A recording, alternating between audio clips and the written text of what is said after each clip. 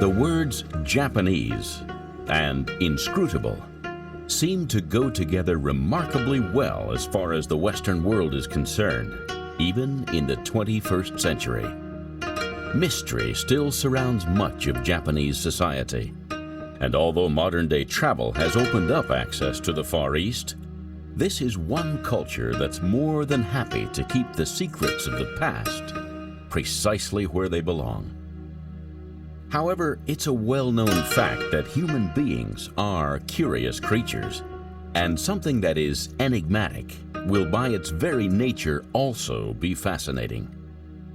Throughout history, Westerners have been drawn to Japan, its people and its customs, in an endless quest for knowledge and a taste of the nation's oriental splendors. And naturally, the Japanese geisha, the intriguing subject of this film, is one of the biggest draws of them all.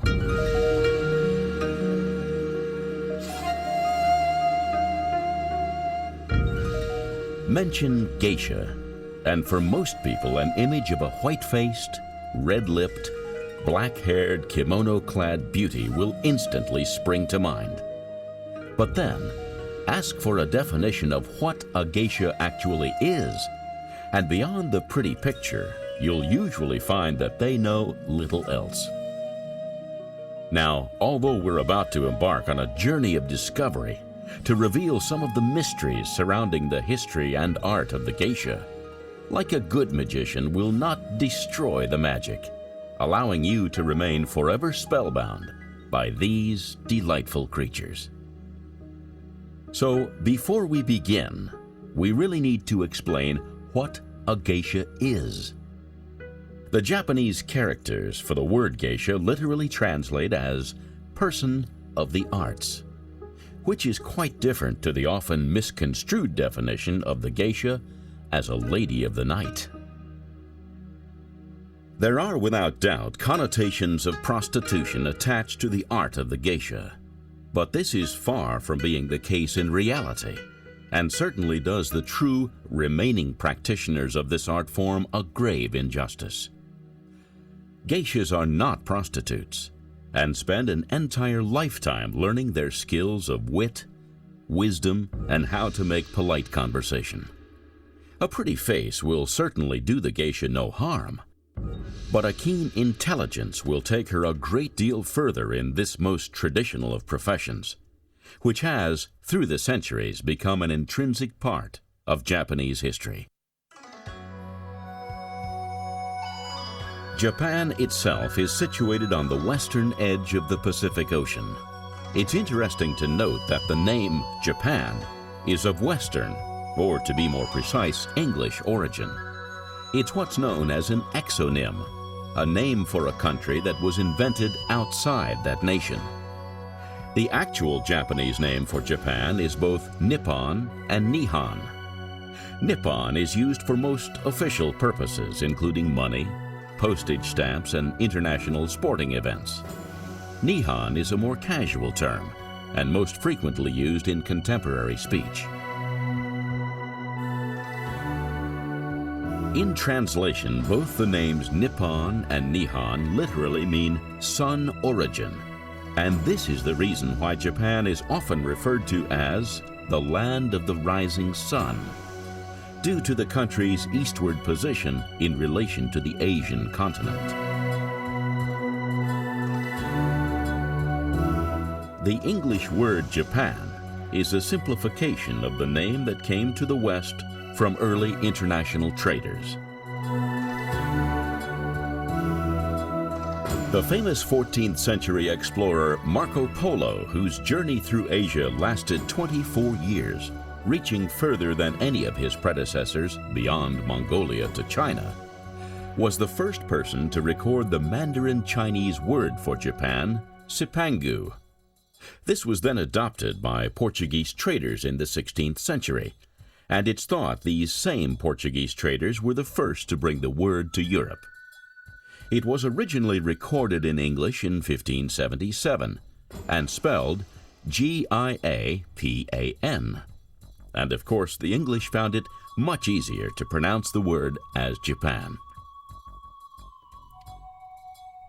Though Nippon or Nihon are still by far the most popular names for Japan from within the country, recently the foreign words Japan and even Sipangu from Marco Polo's day have been used in Japanese mostly for the purpose of foreign branding on export goods. So should you find yourself visiting Japan today, you might well wonder with Western naivete, what is it a geisha actually does if she's not a prostitute? Well, her job rarely involves anything more sexual than showing the bare skin around the nape of her neck. She must ensure that her clients are happy, pandering to their every whim with the dignity and grace of a swan. Oddly, a geisha will be far more highly valued if she has a quick wit, rather than a stunningly beautiful face. A clever tongue will always make its mark, more so than transient beauty. Even though beauty is treasured, it can be manufactured. The geisha's elaborate makeup can stun a client, but an air of grace and polite, intelligent conversation will always make her client come back for more. When a young girl begins the journey towards becoming a geisha, she may well rely on her looks and her innocence, but that will only entertain a client for so long. She needs charm, an attentive attitude, and an ability to ensure that her client thinks he is enthralling and entertaining her with every word he speaks. A geisha will never let a glass go unfilled or a request go unheeded. She is that rarest of commodities, the perfect hostess. When there is a lull in the evening, which is inevitable, a geisha will suggest games to play, all of which are designed to be funny, silly, flirtatious, and on occasion, downright rude. They will have a huge repertoire of games to choose from, as they are taught them, to be used in the same way as they are taught dancing, the art of the tea ceremony, to sing and play instruments, and many other things. Let's face it, their main objective is to make middle-aged Japanese men feel young again with the games they choose. Most games end up with someone being made to drink sake, traditional rice wine, as a forfeit. Taboo subjects are talked about openly at geisha parties and will send the room into fits of laughter. And the subtlety needed to handle such topics with decorum most definitely comes with experience. If a dance has been requested, this will be the highlight of the night. A geisha dance is taken very seriously indeed, not only by the geisha, but also by her clients. A proper geisha dance has to be requested beforehand to allow the accompanying musicians to be in place with the drum, the flute, and the shamisen. Each dance tells a story, and each distinct dance move must be performed exactly.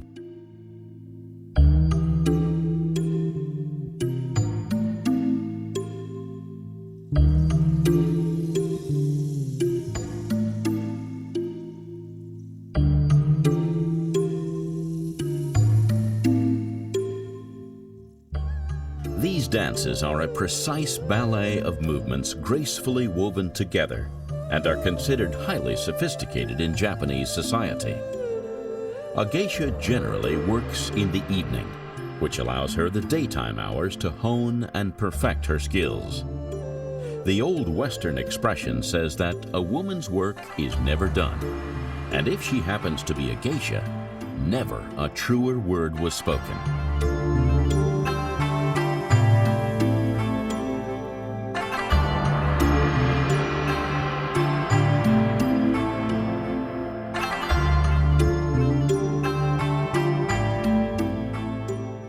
Now, while we're on the subject of words, geisha, which translates as mentioned before as a person of the arts, was first used to describe men who entertained the higher classes through a mixture of song, dance, and proficiency in the arts. By the end of the 17th century, women had taken over the role that the men had enjoyed, and the numbers as well as the status of a geisha rapidly began to rise.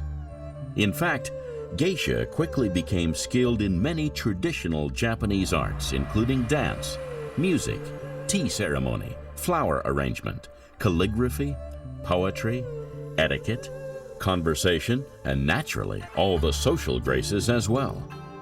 Many years of rigorous training were required before a geisha could be regarded as proficient and a true treasure of Japanese culture.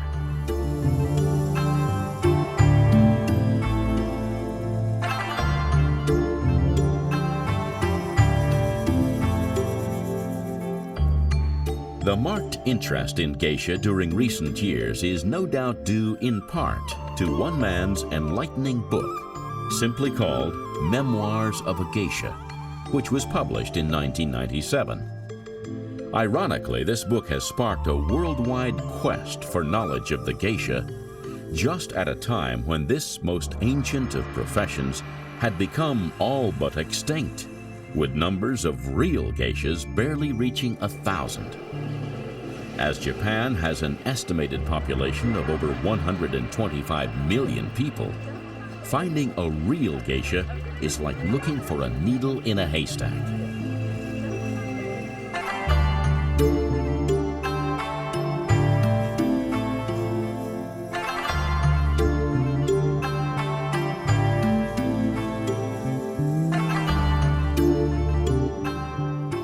The image of the geisha has always been popular and is synonymous with Japan itself. The painted white face, the jet black hair, and the ruby red lips, usually staring out from behind an elaborately decorated fan on many travel brochures and guides. But not many people actually take the time to look beyond the image. American author Arthur Golden's best-selling book kick-started a huge resurgence of interest in the whole concept and way of life of the geisha. His first-person narrative concerns a Japanese woman who lives in Kyoto, Japan. Memoirs of a Geisha has now been turned into a major Hollywood film, as well as having been translated into more than 20 languages, selling more than 4 million copies in English alone. Golden holds degrees in Japanese history and art history with a specialization in Japanese art, which shows that his fascination with Asian culture goes deeper than just a first-time novelist trying to score big with a new twist on the usual rags-to-riches fairy tale. Nevertheless, when he freely admitted that most of his inside information came from a retired geisha he met while studying in Japan, who he named, he made what can only be described as an error of judgment.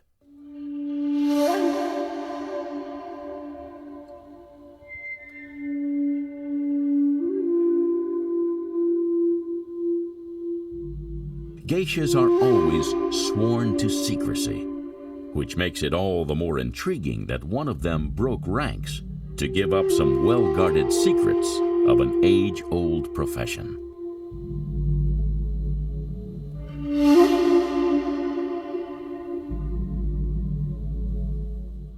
The geisha have always entertained the rich and powerful, and throughout history have been known for their secrecy. To many patrons, a geisha party is an ideal place to strike up business relationships and exchange trade secrets.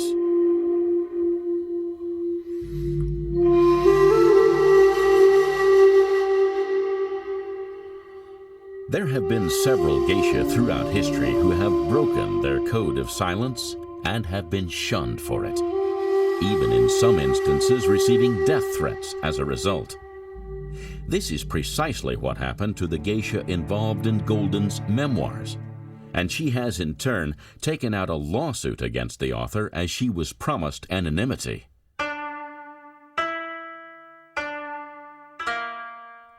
In the eyes of the community, the geisha who break the code of silence aren't true geisha, because the genuine article will always keep quiet whatever she has experienced in the course of her work. The relationship between geisha and client is based on mutual respect, trust, and loyalty. And this incident just goes to prove how difficult it is for Westerners to get a glimpse of geisha life without jeopardizing the livelihoods of any geisha prepared to speak to them. It's impossible to consider what makes a successful geisha without dividing this incredible profession into its three component parts: history, training, and ceremonies. We'll start with the history of the geisha and discover how it all started long ago and far away.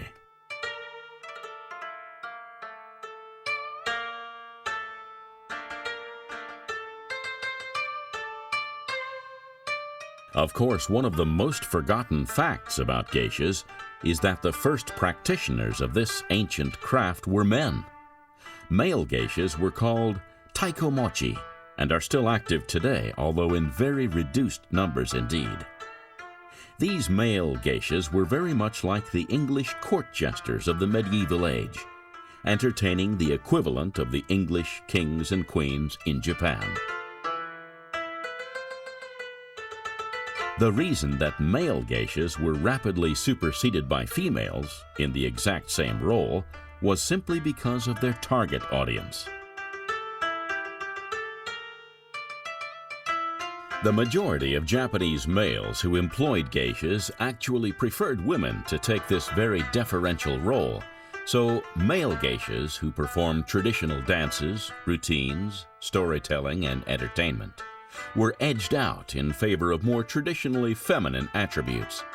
However, there was one area of the early Japanese jesters' duties for which the men were very much better suited, as they also acted as attendants to their feudal lords.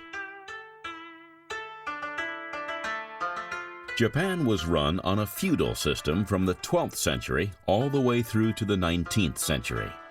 This system required a society to be divided into different classes. At the top sat the emperor, all pomp and circumstance, who wielded great respect but little power. The next person beneath him in the social order was the shogun, a military leader with all the power and all the control, as generally tends to be the way of military leaders. The most famous and most successful of these shoguns was called Tokugawa, a great general who had defeated all of his rival warlords in a great battle in 1600. Before then, Japan had been a country plagued by bloody and violent wars and civil unrest. Through generations of his family, the Tokugawa Shogunate ruled Japan with a military dictatorship, which ran right through until 1868. This period is called the Edo period and gets its name from the capital city of Edo, which is now better known as Tokyo. Edo was just a small fishing village to begin with, surrounded by marshland and rivers, but Tokugawa had positioned a castle there some 10 years earlier. This tiny village would be the focal point of his military administration, and eventually it would expand and expand like a giant balloon before bursting open to reveal the great city of Tokyo.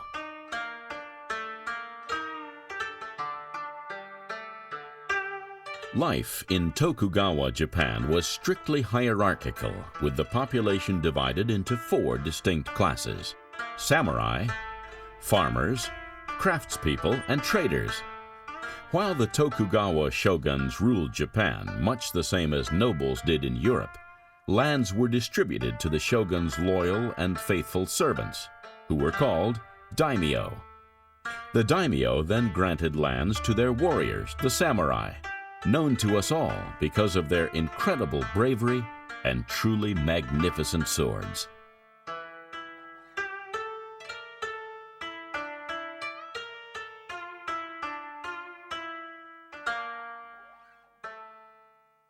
So, the male geisha, tea ceremony connoisseurs and artists to a man, both advised and entertained their shogun lord. Before peace prevailed in the 1600s, they were sounding boards for military strategies and fought at the side of their lord in an age of constant battles and wars. Of course, this advisory position held by the male geisha became redundant when there were no more battles to fight or civil wars to be won, and there was a new role to be played which suited the women equally as well as the men. They changed from being advisors to becoming pure entertainers, and a number of them found employment with the high-class Japanese. For the next 2.5 centuries, the Japanese were able to develop a unique culture that would remain largely untainted by foreigners. This was because Shogun Tokugawa fenced in the Japanese population like cattle, sealing off the country to any outside influence. No foreigners were allowed to enter Japan, and no Japanese inhabitants were allowed to leave. The only exception was the remote southern port of Nagasaki. Only here were Chinese junks and Portuguese ships allowed to trade.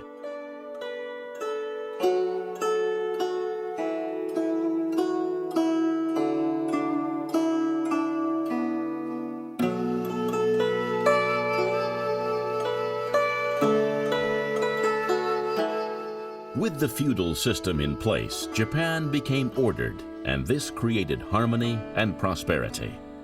Oddly, the wealthiest beneficiaries of the class system would turn out to be the merchants, who many of the higher classes, like the samurai and the shogun himself, would view as parasites. In reality, these merchants were essential to the welfare and continued prosperity of the country. Although they didn't produce anything of worth, like the farmers, they did pass on the goods that were grown and made, skimming a healthy profit off the top as they sold them on, journeying from province to province. Even though they didn't pay taxes, they were aware that the shogun would find some unreasonable excuse to confiscate all of their acquired riches. So, the merchants became the playboys of their day, spending money as fast as they could make it in order to avoid it being taken away from them. And what was the main luxury they spent it on? Yes, you've guessed it, geishas, of course.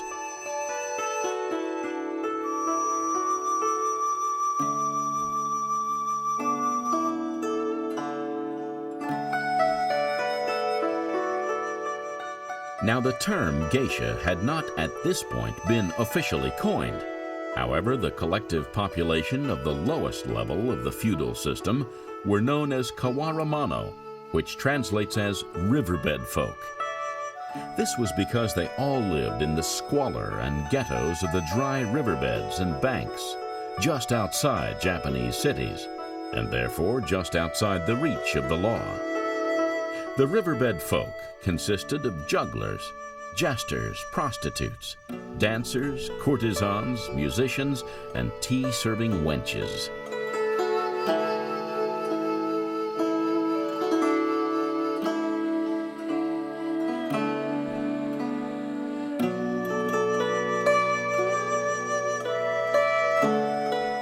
Shogun Tokugawa became most concerned as this freedom and wild behavior was generating civil disorder, unheard of in traditional Japanese society.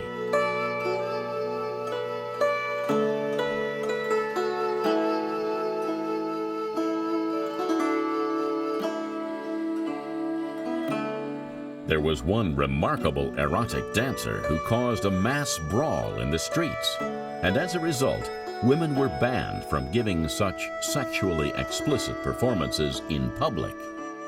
This certainly didn't please the population, and although female entertainers disappeared from the stage for a while, they soon started to emerge in samurai households, giving private performances, or as teachers of music and dance. These were the early roots of the geisha culture, which would come to fruition just a century later.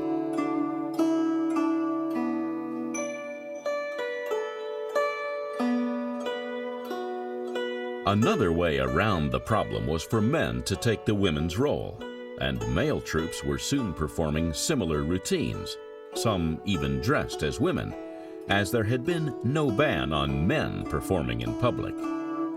Interestingly, the Japanese viewed both homosexual and heterosexual love as two sides of the same coin, with many young male performers being prostitutes as well. The shogun realized making prostitution legal was the only way to control hedonism, so he created pleasure quarters, which quickly grew to the size of small towns. Here, any male citizen could visit to indulge in the pleasures of his choice. In Japanese society at that time, marriage was nothing to do with love, and more to do with social status, an alliance between families that was arranged by the head of each household. This was due to the rigid structures of Confucianism, the main religion of 17th century Japan, which demanded an unquestioning obedience to authority. The father of the household was like the shogun of the country and was accorded as much respect and loyalty as the emperor of Japan himself.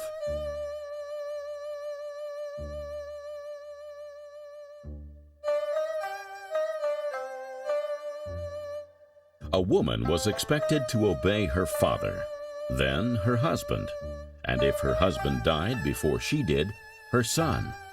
It was a rigid, male-dominated society, which treated women little better than domestic servants. So sexual relations between a married couple tended to be for the production of a male heir to continue the family line, and aside from that, the man of the house was allowed to indulge himself to his heart's content at the pleasure quarters. In fact, it was actually frowned upon if a husband didn't visit the pleasure quarters and chose to stay home with his wife and children.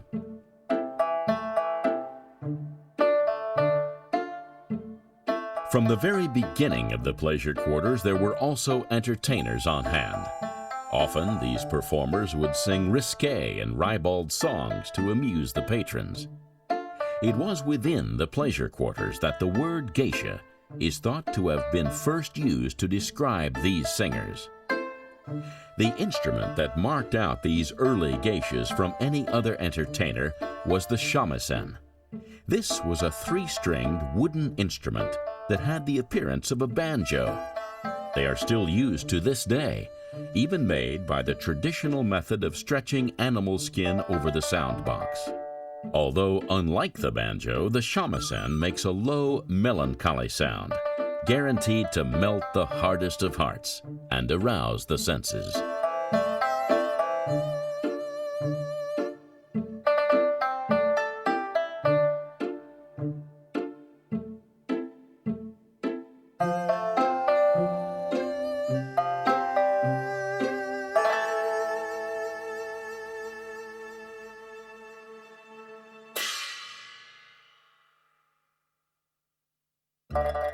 A wise pleasure quarter entrepreneur began a system of actually registering the geisha who sang in his establishment.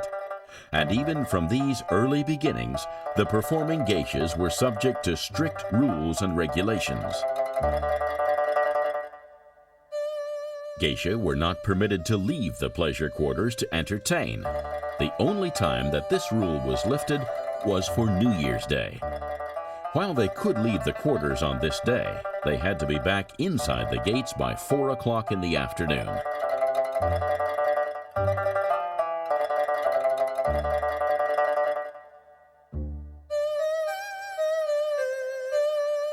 Geisha were strictly prohibited from wearing extravagant clothing, and they were limited to plain, non-figured cloth with their crest. Their collars were to be of white material. The hairstyles were to be of a uniform style, and they were only allowed to wear 3 ornaments in their hair, 1 comb and 2 hairpins, one longer than the other.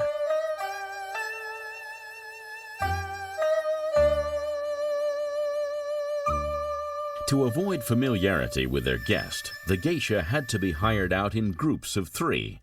This was reduced to 2 in later years, and she was not to sit next to the guest, unless there was absolutely no other choice. If a geisha was suspected of being too intimate, an inquiry would be held, and the offending geisha could be suspended for a couple of days. The hours that they were allowed to work were strictly limited from midday until 10 o'clock in the evening, although this was later increased to midnight.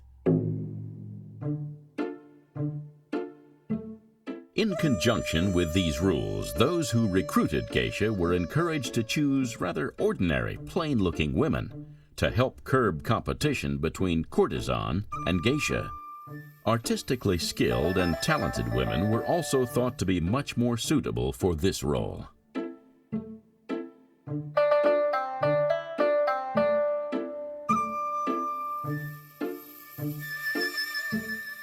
The regulations themselves became widely used in all of the pleasure quarters and were quickly considered standard practice. Of course, the wise entrepreneur didn't do this out of the kindness of his heart. He also set up an inspection station, which took 30 to 50% of the geisha's fees. This made the gentleman in question very wealthy indeed. But rather than hinder the geisha, these set rules helped pave the way for a whole new era of prosperity for the young women and their minders.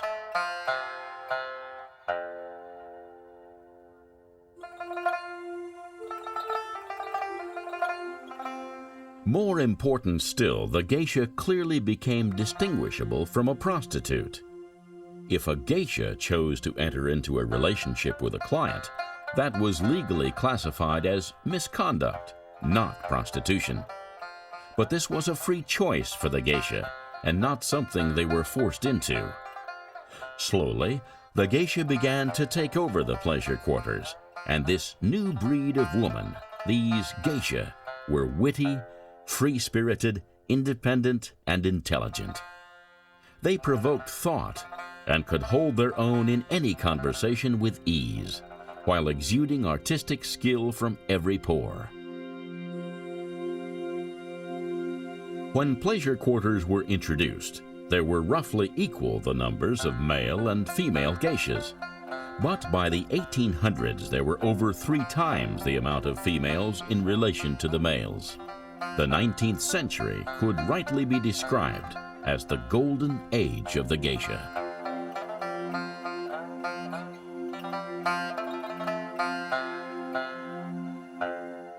However, for the rest of the world, the developing culture of the geisha was hidden away, just as was Japanese society as a whole. The country had effectively cocooned itself away, and where once civil war had ravaged this noble country, there was now peace and tranquility.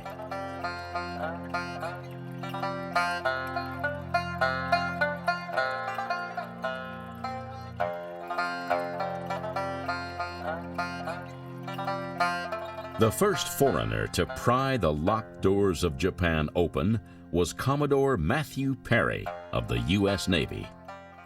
In 1853, in command of 4 black-hulled steam-driven frigates, he docked near Edo, which is now, of course, modern Tokyo, and was met by representatives of the Tokugawa Shogunate. They told him to carry on to Nagasaki, which was the only Japanese port open for trading to foreigners, and that was only small and limited. But Commodore Perry refused. He threatened force with the combined power of his 4 frigates, the Mississippi, the Plymouth, the Saratoga, and the Susquehanna, unless he could come ashore and deliver a letter from the President of the United States of America, Millard Fillmore. The Japanese military forces were so out of date and unprepared that they could do nothing more than allow Commodore Perry to deliver the letter. He vowed to be back for an answer, while the Japanese lived in fear of the return of these black ships, as they had been christened. The ships became a symbol of threatening Western technology and colonialism, the black of the title referring to the color of the ships themselves, and the black smoke that billowed out of the coal-fired engines that drove them through the water.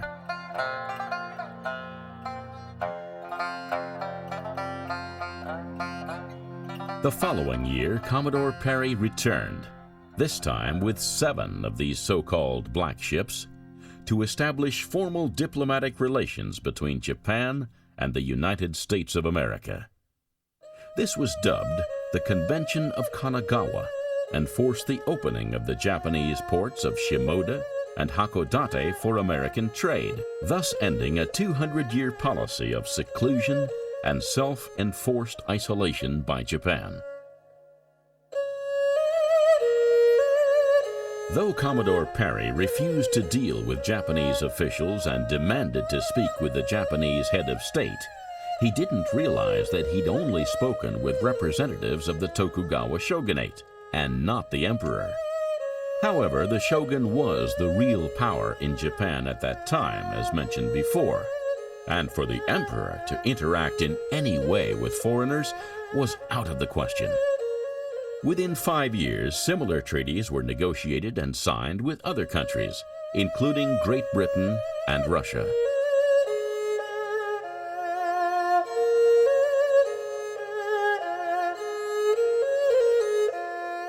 The influx of the West into Japan was one of the major contributing factors to the rise of the geisha, and the reason behind a change in leadership. The current shogun was just 12 years old, and his court in Edo made all his decisions for him, which included conceding any rights they had to independence to the approaching West, with its ever-present black shadow of ships looming on the horizon. National survival and national pride were at stake.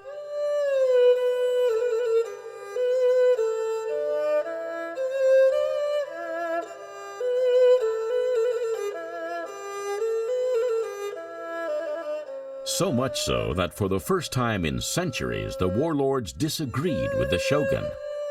The emperor finally made his views known and vowed to keep Japan's borders closed to the outside world.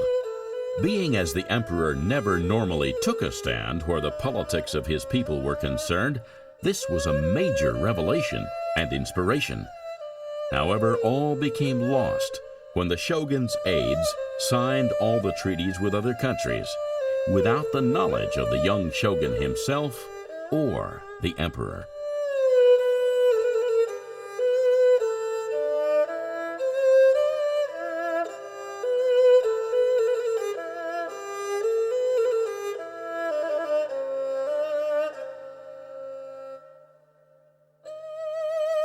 This created understandable unrest among the samurai and the warlords of Japan, who all gathered in Gion, the geisha district of Kyoto, and they plotted to overthrow the shogun.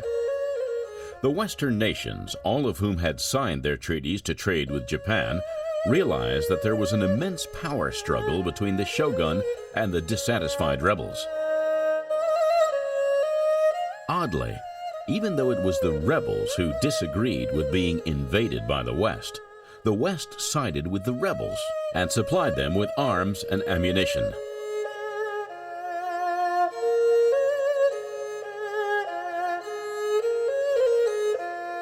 The turning point of these events happened when the old emperor died and was replaced with his son, Emperor Meiji, who was barely 16 years of age.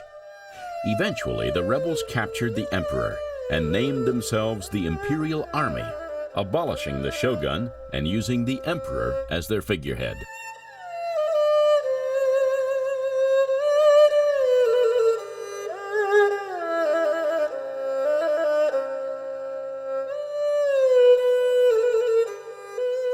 The geishas had been the backbone of this revolution, providing comfort and support for the newly christened Imperial Army, many of them falling in love with the rebellious samurai and warlords who used the geisha district as their home. The most powerful and youngest of the soldiers was called Takeyoshi Kido, and when the emperor was safely installed in Edo's palace of the fleeing shogun, and Edo itself renamed Tokyo, he married his faithful geisha companion, and she became the most powerful woman in Japan. A simple geisha had risen to the top of Japanese society, and many other geisha also made significant marriages above their social class during this period of revolution.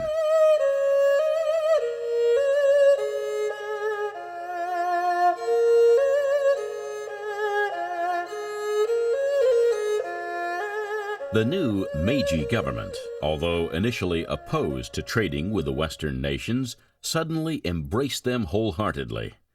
The emperor declared that Japan would no longer be, in his words, the frog looking at the world from the bottom of the well.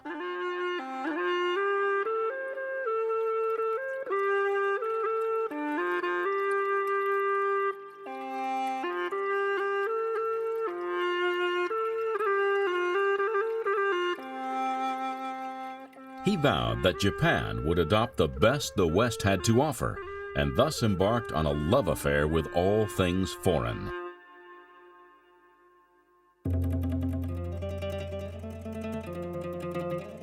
One of the first things that happened was a pleasure quarter was built specifically for the non-Japanese visitors, with tea houses serving as the meeting place for clients to make their appointments with geishas. Half of these geishas were male, and this was of no consequence to the Japanese.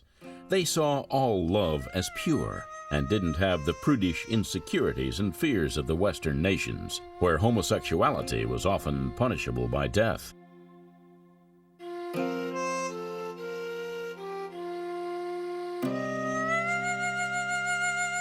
The Meiji government were keen to show the world that they were as enlightened, civilized, and modern as their foreign counterparts, and so they passed the Prostitute and Geisha Emancipation Act. This law prohibited the sale and trade of human beings. Of course, as geishas had played such a huge part in bringing about the formation of this new government, the rules weren't so strictly enforced when it came to their own arrangements. The geisha community continued to prosper, but away from their acknowledged home of Kyoto. When the revolution had taken place, the emperor, the courtiers, the samurais, the warlords, and everyone else had decamped to the new capital of Tokyo and left Kyoto to fend for itself. So this ancient and abandoned capital decided to fight back against Tokyo and introduced an international exposition to showcase the traditional arts and crafts that had become much admired abroad since the trade doors had been opened.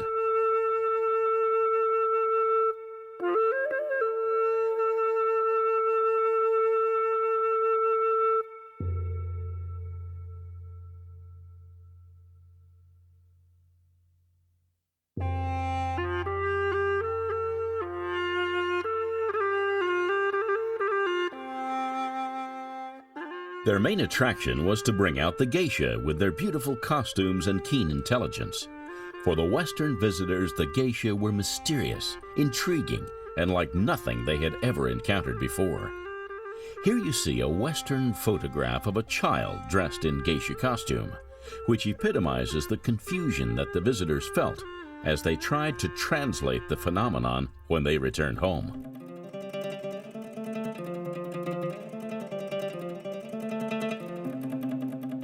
Once a year, the public would be granted the spectacle of seeing the mysterious and secretive geisha do their famous dances. It was, and still is, a sight that draws huge crowds, so much so that it was eventually increased to twice a year.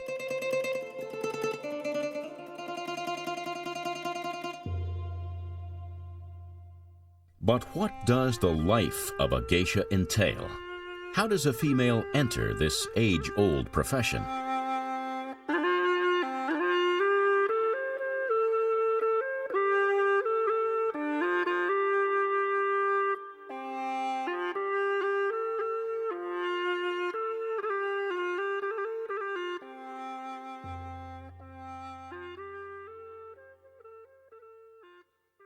It is true that in more recent times, the tradition that held Japan together has eroded, and many girls look to the West for guidance rather than to their ancestors. Tradition is a big part of the Japanese way of life, but it seems to be fading. This is why a sighting of a geisha is as rare as the Loch Ness Monster in Scotland. They still exist, but in small numbers, and can only be afforded by the most successful of businessmen. Fewer seek out the life of the eternal beauty and artisan of old Japan.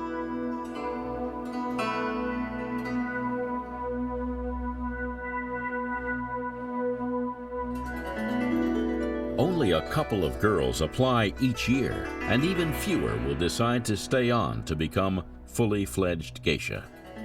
They often fail to realize that the geisha life, while glamorous on the outside, is actually a life of hard work and dedication.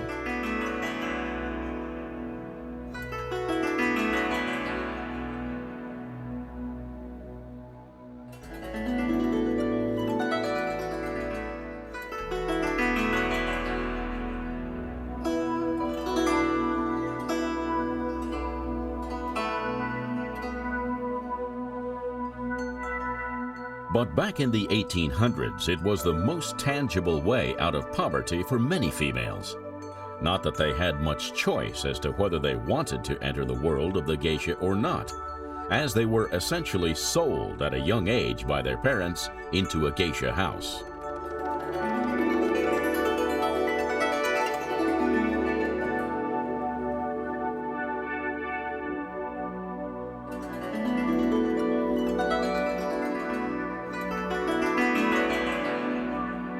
The very first step to becoming a geisha is to be accepted into a geisha family and live in an okiya, which is a Japanese-style house that has a banquet room for rent and dormitory-type rooms where the geisha live, alongside the in-training apprentices.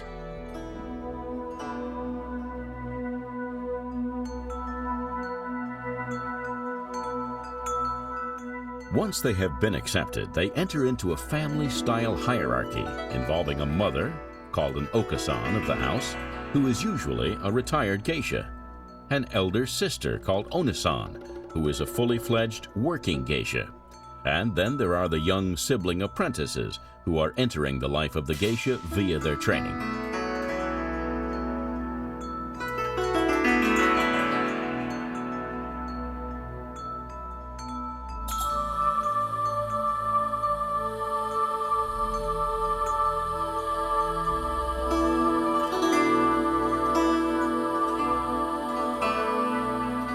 The bond between elder sister and young sibling, the geisha and the apprentice, is one that they both will keep for life.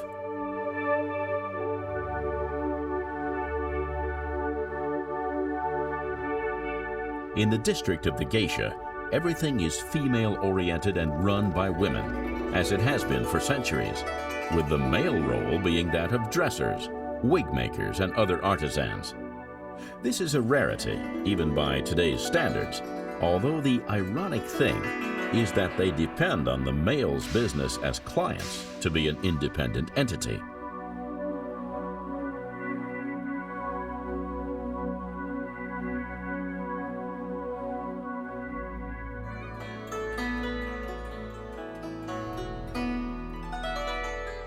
The mother of the house, who is, in Western terms, more of a headmistress or a guardian of the apprentices, doesn't provide the room and board or the supervision of the geisha training for free.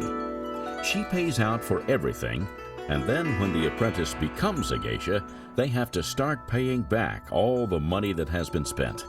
Because of the years of training involved, this can take years to pay back, ensuring that the geisha stays in the same house for a very long time. The apprentice geishas initially contribute to the okiya by doing household chores. The mother later acts as a manager or agent of the geisha to repay all the money she's paid out by extracting a hefty profit from the geisha's appointments. When the apprentices reach the age of 16, they are promoted to the rank of maiko, and this is when they begin their rigorous training in the arts by accompanying a geisha from the okiya to her appointments in order to get to know the customers and learn social graces. Maiko dress in long-sleeved kimonos, wear very tall wooden clogs, don an elaborate hairstyle, and only apply red lipstick to their upper lip.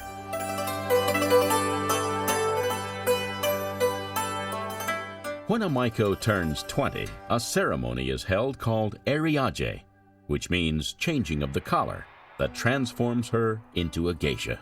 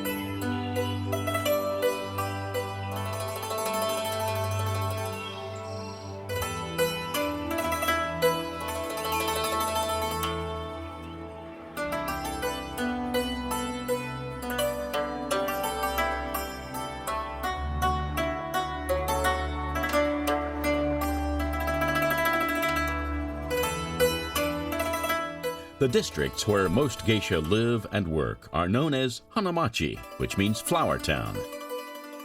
In Kyoto, there is a district called Gion, which has always been famous for its geisha and is still popular today. In Tokyo, the best-known districts are located in Shimbashi, Akasaka, and Yanagibashi. The cost of hiring a geisha is very high and is based on her experience and expertise. Clients are billed per person attending the function, which averages out at about $500 for a 2-hour appointment.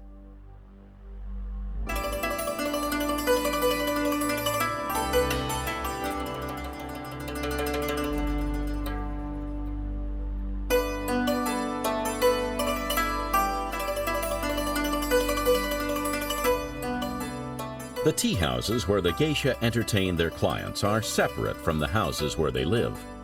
These two, like the okiya, are run by retired geishas and have usually been in service for many years. One of the most important rituals of the geisha is the tea ceremony, which a geisha will attend classes in and will take many years to perfect. Even the client requires knowledge of the gestures and phrases expected of them. Mention tea anywhere in the world today, and it's the English afternoon variety that tends to spring to mind. Elegant china cups and saucers, napkins, the requisite number of cucumber sandwiches and cakes, all combined with genteel conversation, will be the order of service. However, the Japanese tea ceremony is a very different affair, influenced by Zen Buddhism, immersed in delicate ritual and deep inner meaning.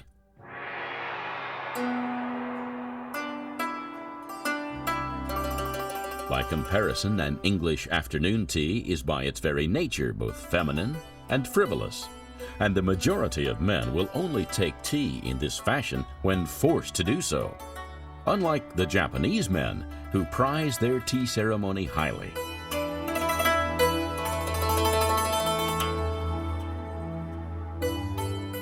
Ironically, you'll find many English tea sets adorned with Japanese imagery. And if you're ever fortunate enough to handle one, be sure to check the bottom of the cup, where there's often an embossed image of a geisha. Just one word of warning though, if you've been given it full of tea, do make sure you drink it first.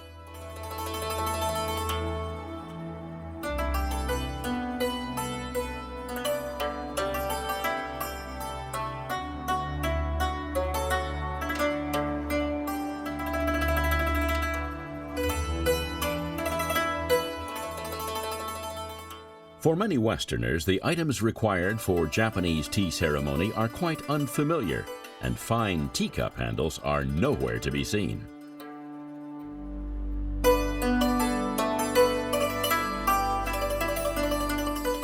Tea drinking was introduced to Japan from China in the 9th century by a Buddhist monk.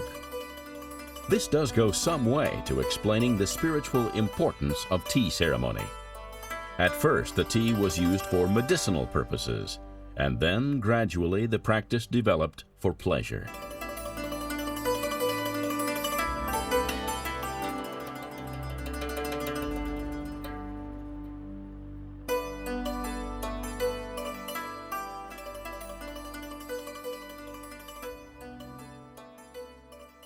The tea used for the ceremony is powdered green tea, and although we can buy green tea in the West, there's much more to this process than introducing boiling water to a tea bag.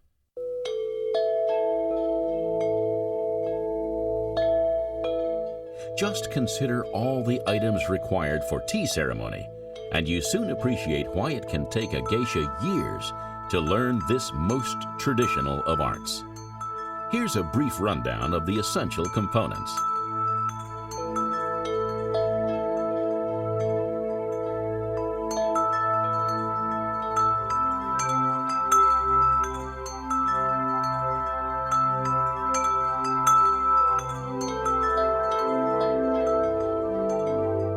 The chokin is a piece of white cloth of a rectangular shape and usually made out of linen or hemp, which is used for the ritual cleaning of the tea bowl.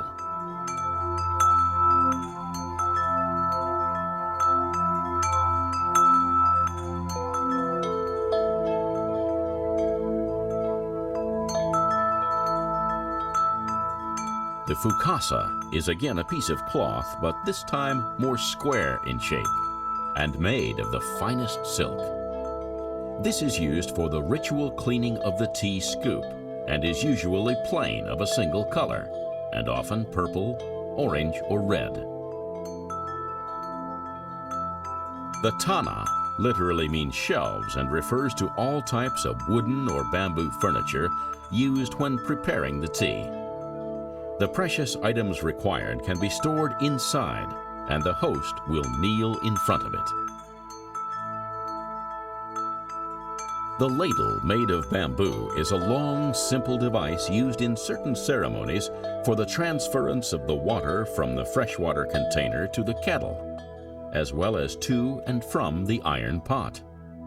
The largest ladle can be seen when the guests of a tea ceremony go through the ritual purification process before they enter the tea room itself.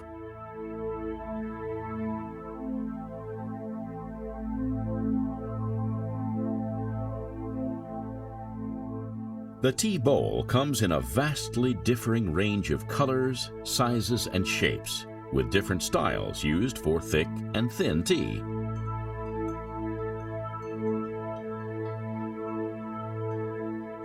In summer, the bowls are usually more shallow, which allows the tea to cool down rapidly, whereas the opposite is true in the winter when a deeper bowl is used because of the colder weather. Tea bowls are usually christened with a personal name by whoever made them and whoever owns them, or in a separate ceremony conducted by the tea master. It's said that some tea bowls used in ceremonies are over 400 years old. However, this would only be on very special occasions and not for an ordinary tea ceremony with regular customers.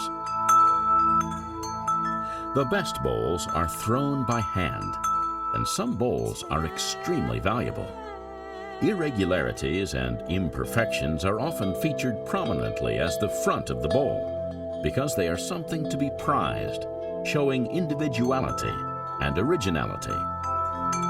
If a tea bowl is broken, it's painstakingly repaired in a long process using natural ingredients mixed with lacquer.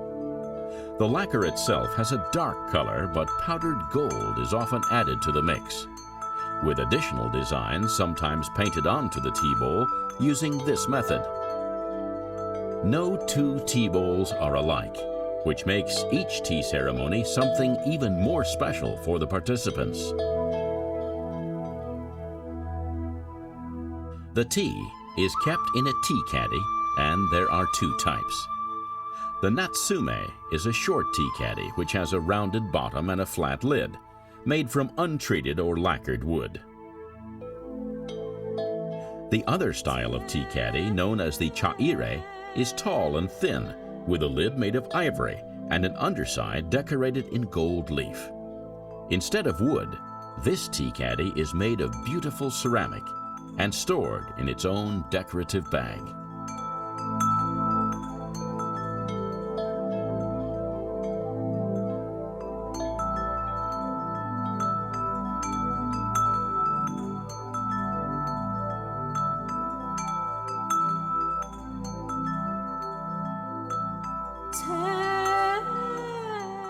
Tea scoops are carved from a single piece of bamboo with a nodule in the approximate center. They are used to scoop tea from the tea caddy into the tea bowl.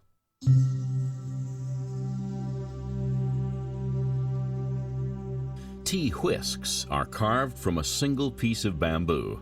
There are thick and thin whisks for thick and thin tea. Once a year in the month of May, all the old and damaged whisks are ritually burned in a local temple instead of being thrown away.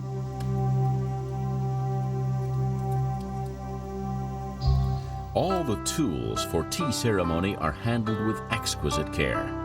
They are scrupulously cleaned before and after each use, and before storing. Some components are handled only with gloved hands. The tea ceremony is performed very slowly and deliberately, starting with the cleaning and laying out of each of the utensils, the tea bowl, the whisk, and the tea scoop. The geisha will then place a small amount of green tea powder into the bowl and add the appropriate amount of hot water, after which she will whisk the tea using set movements.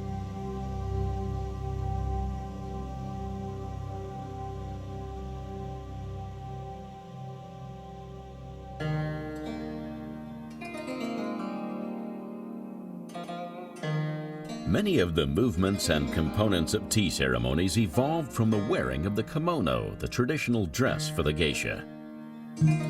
For example, certain movements are designed with long kimono sleeves in mind to keep the sleeves out of the way or to prevent them from becoming dirty in the process of making, serving, or partaking of tea.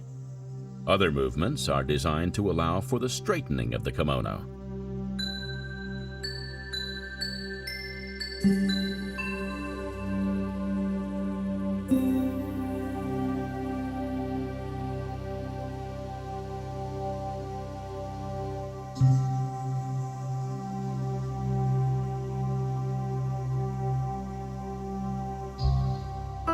After the tea has been made, the bowl is then served to the guest of honor.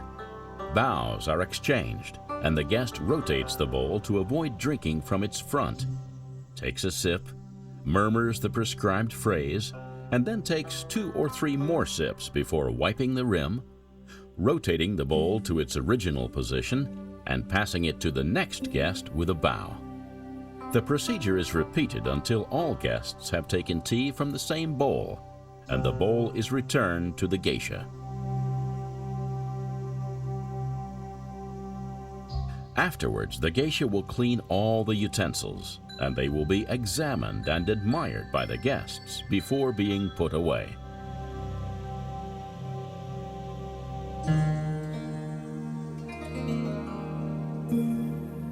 Now, if all this wasn't enough for the geisha to contend with, to be truly considered a proficient tea practitioner, she must also be skilled in the art of calligraphy and flower arranging.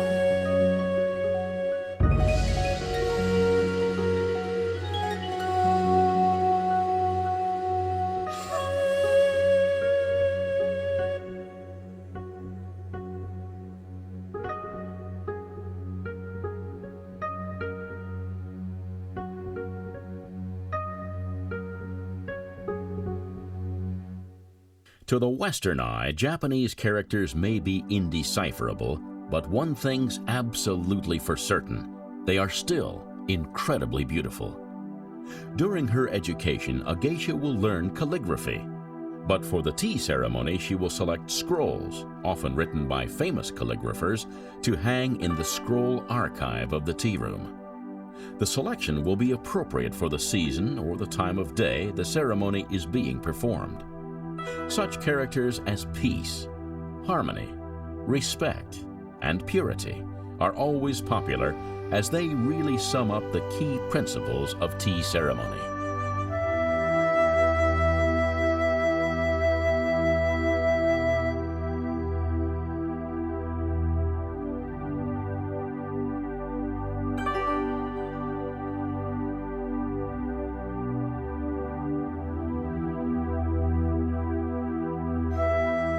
The flowers used to decorate the tea room may seem hardly arranged at all to Westerners, as typically only 1 or 2 blooms are ever used. However, the placement of the flowers is of vital importance, and invariably the blooms will lean towards or face the guests.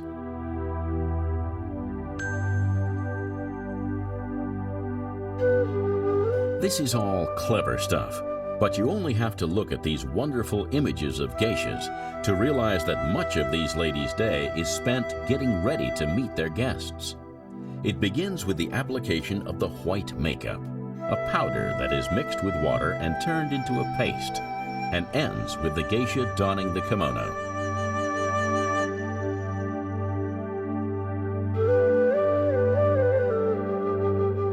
First, to help the makeup to stick, the skin is rubbed with oil and wax, and then the white paste is brushed on, leaving a gap only around the hairline and at the back of the neck. A thin layer of powder is dusted on carefully. The geisha began using white makeup way back in the 16th century, made from rice powder. Eyeliner is then applied, and a tiny amount of red to the corner of the eyes. The eyebrows are brushed on softly, and on occasion highlighted with red as well.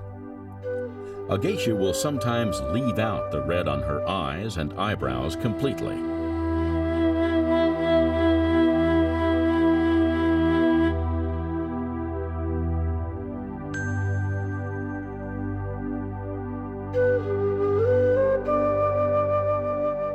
Last but not least, the lips. They are outlined first and then filled with color. Sugar is applied for shine. Geisha wear bright red lipstick, and it is worn only in the center of the lips to emphasize delicacy, femininity, and the desired miniature effect.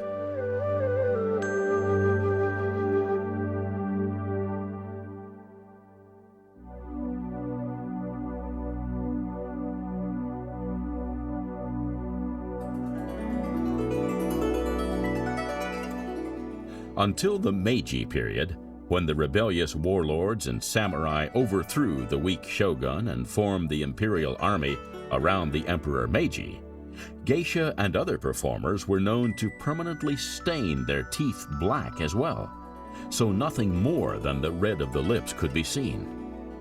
It's important to note the significance of the color red in Japanese society, because red is denoted as a color of beauty and happiness, as well as being considered the color of erotica.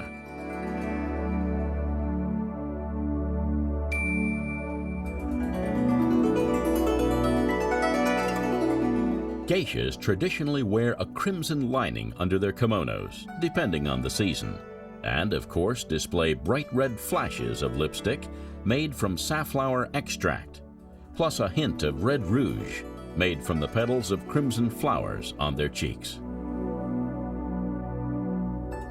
Another feature of the geisha is the distinctive robe-type dress that they wear, which is called a kimono.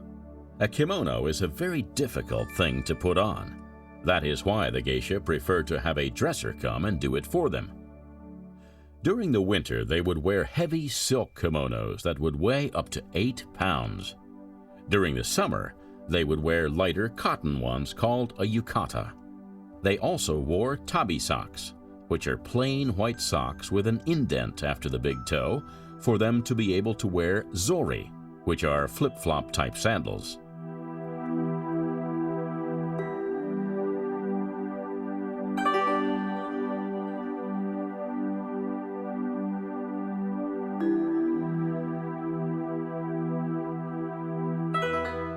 The trade of the geisha dresser is passed down through generations of families and takes a lot of practice and hard work. It is very much like a puzzle that only an expert can put together. Piece by piece, they pull, tuck, tie, and fasten until every bit of the geisha is covered in beautiful fabric. The apprentice stage of becoming a geisha, when they are referred to as maiko, lasts approximately 5 years before they go through a ceremony that, in translation, simply means the turning of the collar.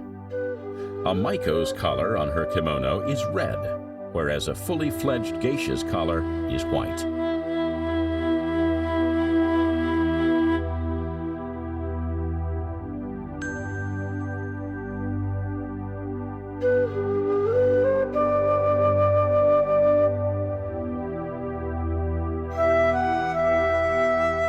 Even after becoming a geisha, the training continues throughout their career as they learn through experience. The geisha's goal is to realize perfection through art, and it's a long journey to embark upon that may be outdated in the 21st century, even in the most traditional enclaves of Japanese society.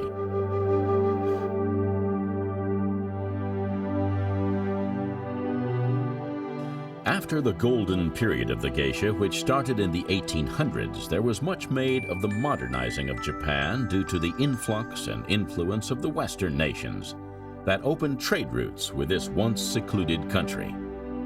In an effort to stay original and uphold ancient traditions, the geishas didn't attempt to modernize themselves, but their profession was in danger of being misrepresented.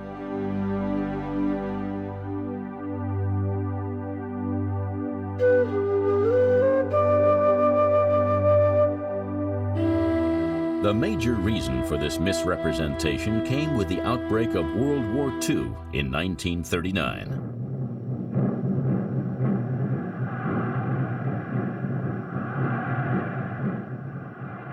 Although initially the main theater of war was in the West as Adolf Hitler and his Nazi invaders storm-trooped their way through Europe, when the Japanese Air Force bombed the American fleet at Pearl Harbor on the 7th of December 1941, all eyes turned to the east.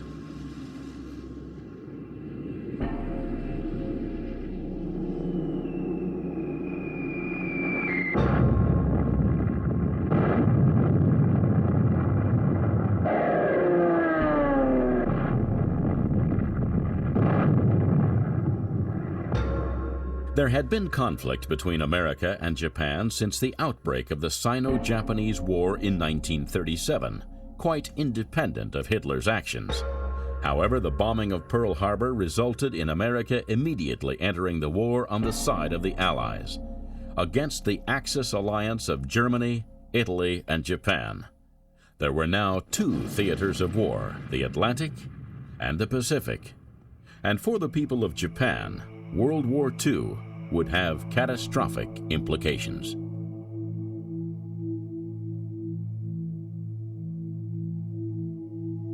By May 1945, the Allied victory over Hitler meant that there was peace in Europe. But for Japan, it was a different story. With an intrinsic determination never to surrender, the Japanese military would fight to the last man, and the Americans knew this. Consequently, President Truman took the decision to use nuclear weapons, dropping bombs, first on Hiroshima and then on Nagasaki.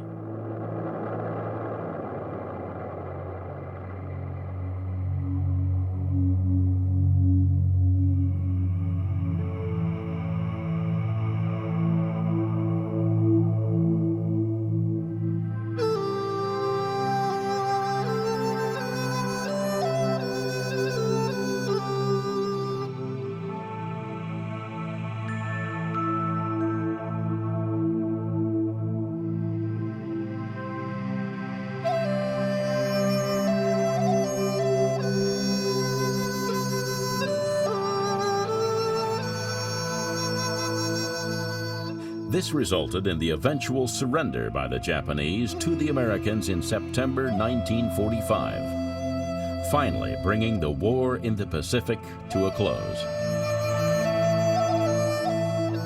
American servicemen were therefore commonplace in Japan and, naturally, so far away from home, were fascinated by the exotic notion of the geisha.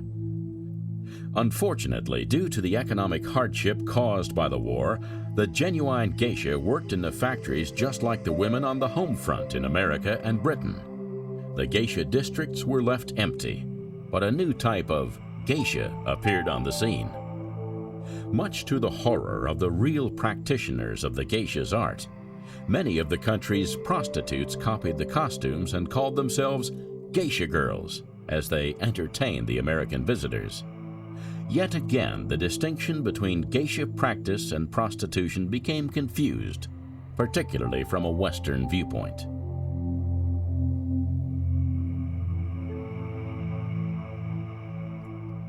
As Japan battled to adjust to the horrors of nuclear devastation and rebuilding the structure of society, the geisha returned to their districts, but in dramatically decreasing numbers.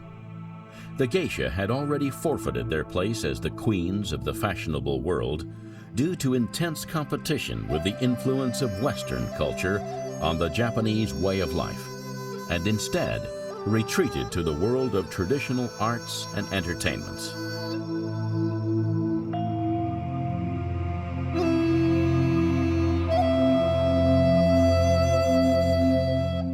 Because of the private nature of the geisha, seemingly an exclusive commodity for only the more privileged, the Western view was that these Japanese women were very much the private entertainers, with all the extra naughtiness that goes with the implications of that description.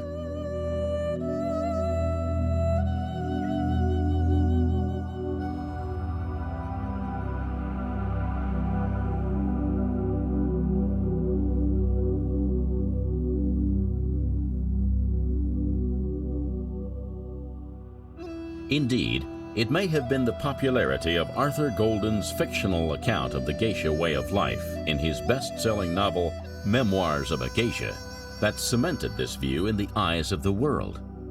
Even the geisha who provided Golden with his research material complained that the novel was incorrectly preoccupied with sex and the idea of women selling their bodies.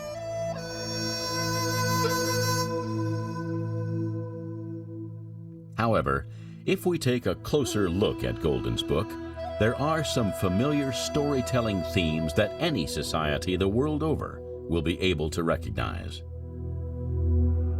There is a real fairy tale quality to the story that has all the resonance of the Brothers Grimm and their rags to riches heroine, Cinderella. Golden's heroine begins life in a poor fisherman's family, until just like Cinderella, she loses her mother to illness. The father, who is weak, is unable to care for his two daughters and sells them to a broker. Although the older daughter is sent to a brothel, our heroine goes to train as a geisha, which launches her into the world as a refined, educated, and beautiful woman.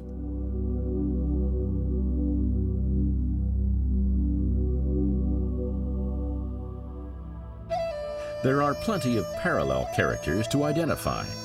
A wicked stepmother at the head of the geisha house who needs to be overcome, along with an older geisha who has all the scheming and plotting skills of Cinderella's often caricatured ugly sisters.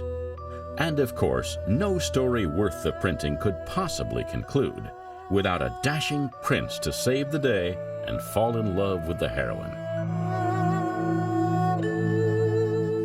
Now, if you want to know more, you'll have to find out for yourself whether or not Memoirs of a Geisha has a happy ending. Just like the millions of readers who have already discovered this enthralling tale about one of the most secretive aspects of Japanese life. The image of the geisha is well known, with her snow-white face, ruby red lips, dark eyes, and elaborately coiffured hair. It is an image that has been presented with some skill by the Japanese themselves to market their cultural heritage to the outside world. This in itself is ironic, considering that Japan has always been wary of the geisha and has many times in its long history tried to quash their very existence. Japanese society has something of an ambivalent view towards the geisha. Even moving between different regions of Japan, the perceptions of what a geisha is and what a geisha does or doesn't do will vary. But regardless of this, the image of a geisha does sell products and has been used on many items, including books, travel guides, rice, porcelain, and virtually every other Japanese commodity you can think of. The geisha's symbolic value appears to be equal to, if not greater than, their artistic merits as far as Western society is concerned.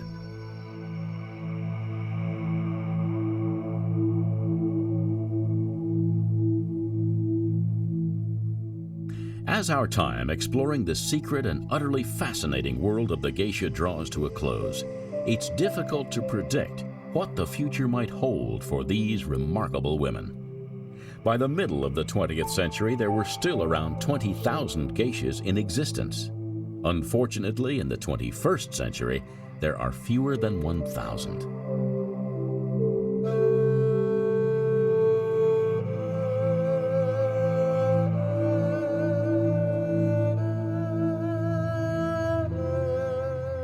Maybe the art of the geisha is simply dying away, but the impact of Arthur Golden's Memoirs of a Geisha does suggest otherwise. Like so many cultures, East and West, just like North and South, have become much closer in global terms. The fact that a novel about geisha could take the late 20th and early 21st century by storm is testament to this greater openness and understanding between cultures. Travel does, after all, broaden the mind with the experience of far-off places and people. And if this is achieved through the pages of a novel, then the geisha has at least been preserved for future generations.